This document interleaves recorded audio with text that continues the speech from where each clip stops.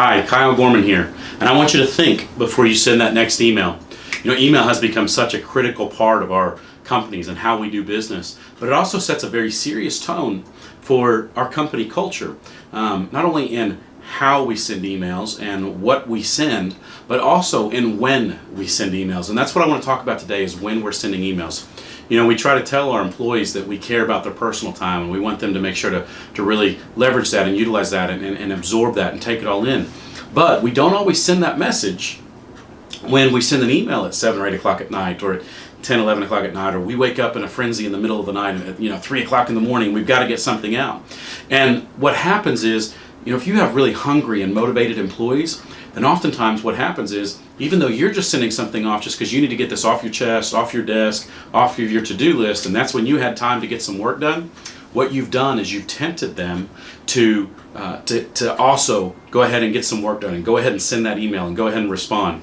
I remember in a job that I once had, every time that light would shine on my phone next to the bed and I would wake up and see it, I'd have to respond no matter what time, because I wanted to make sure that my company knew that I'm just as driven as they are, and I'm hungry, and I really want this.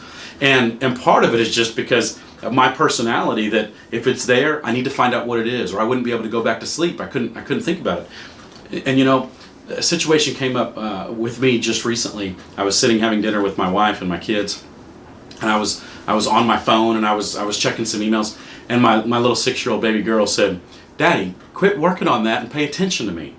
And I'll tell you what, it was heartbreaking.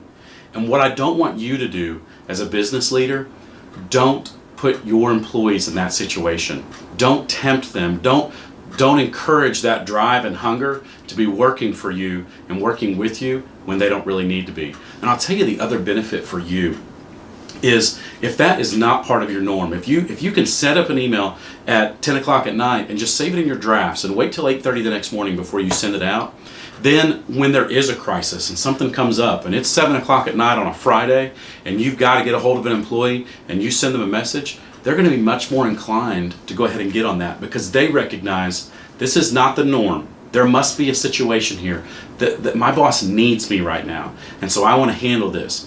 And so you're actually encouraging them to handle crisis better and more efficiently, because it's not the norm for them to get 5 emails every night after hours or before work starts.